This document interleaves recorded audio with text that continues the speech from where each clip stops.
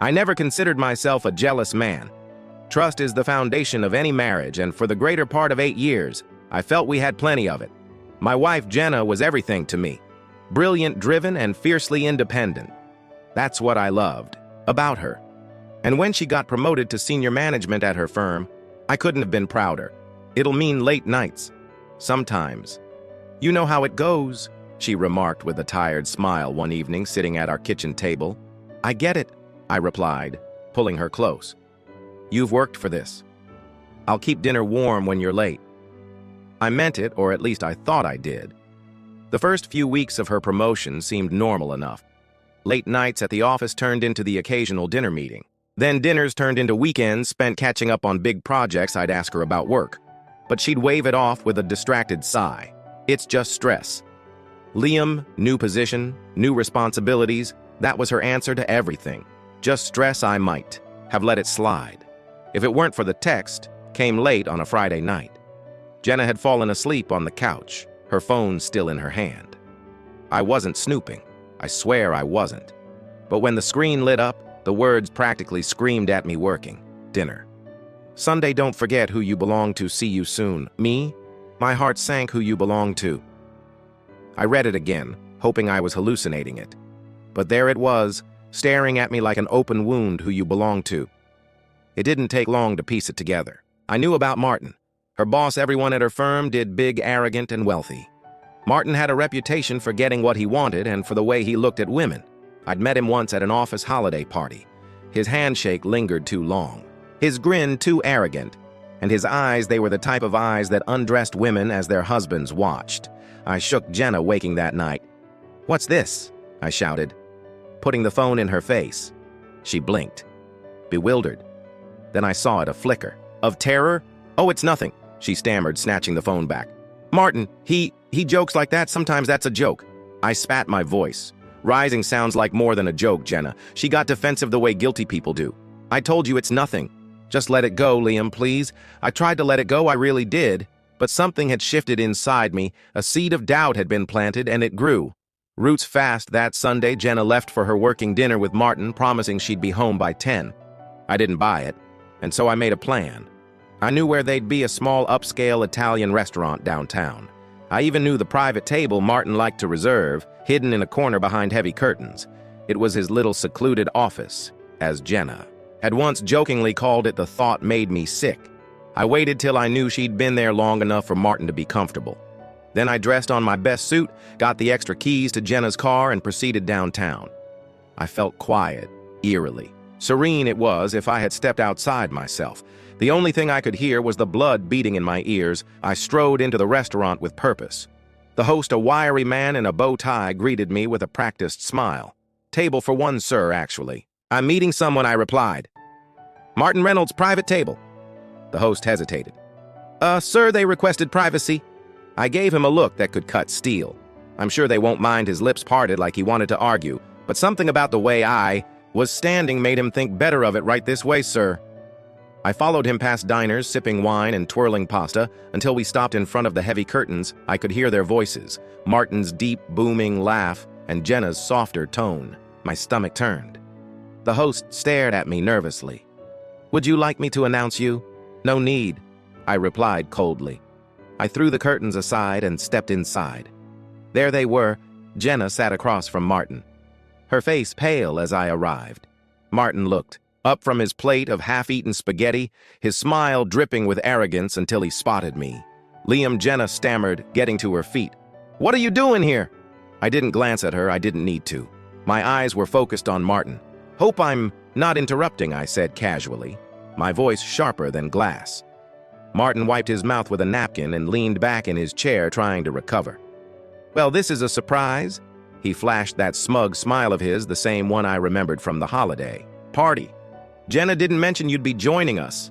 That's funny, I shot back, pulling out an empty chair and sitting down. She didn't mention you owned her either. The smile faltered. Liam, stop, Jenna pleaded, her voice a desperate whisper. No. I looked. To her, for the first time, I won't stop, not this time. Martin let out a forced chuckle. Look, Liam, you've got the wrong impression. This is just business. I pushed forward, my voice low. Funny? I don't see any contracts on this table. I don't see any computers or reports. What I do see, I peered at the half-empty bottle of wine, is a man who thinks he can take anything he wants just because he writes the paychecks. Martin's face became red. You're out of line. I laughed a bitter sound that surprised even me. No, you're out of line, Martin. You thought you could claim my wife like some trophy, and I wouldn't notice that I just sat back and let it happen, Liam, please. Jenna interrupted, tears welling up in her eyes. Jenna, I said, my voice softening only for her. I trusted you. I believed in you, and you let him. I stabbed a finger toward Martin, who was now visibly sweating. Treat you like you were his property. She's here of her own choice. Martin remarked, though the confidence in his voice was gone. Is that right? I leaned back and smiled, a real cold smile. Well, maybe your wife would like to know what kind of man she married. The blood drained from Martin's face. You wouldn't dare, he hissed. Wouldn't I? I dug into my jacket pocket and pulled out a small voice recorder. Jenna gasped. Martin's eyes went wide. What the heck is that? He barked insurance, I said. Simply see. I suspected this might happen. So I taped everything, all your texts, all your calls. Hell, Martin, you're not very subtle. You know that. A jury would eat you alive. Jenna gazed at me stunned. You did what I ignored her. My focus was on Martin, who looked like a cornered animal now.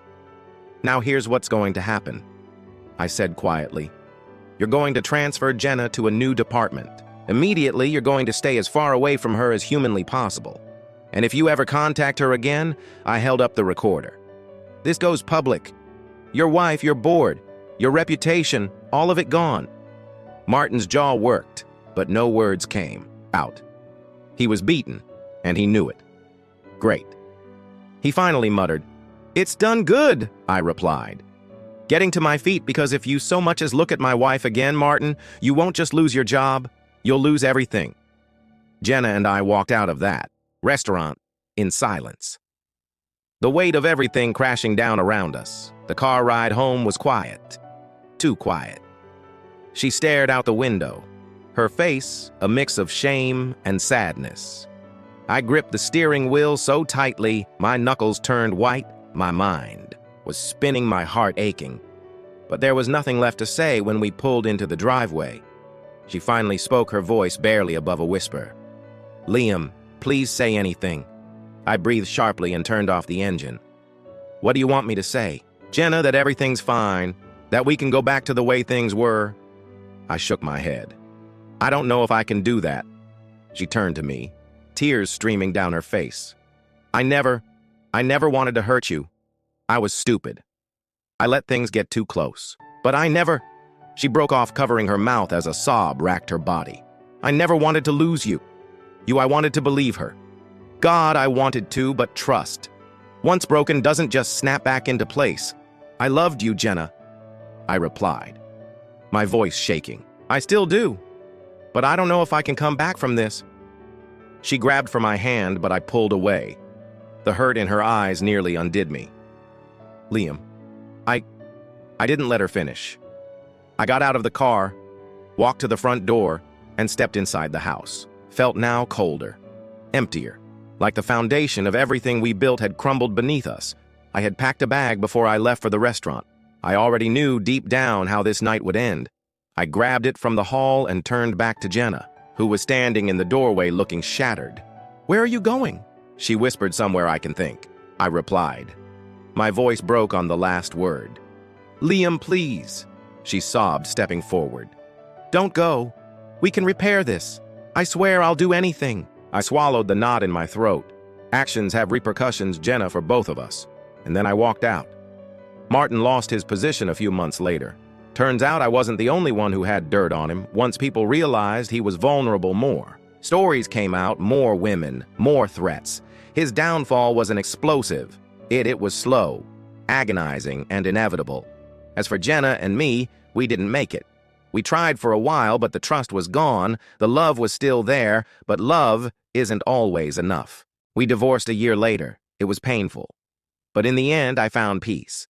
Sometimes, revenge doesn't look like a Hollywood ending. It's quieter, more deliberate. It's walking away with your dignity intact.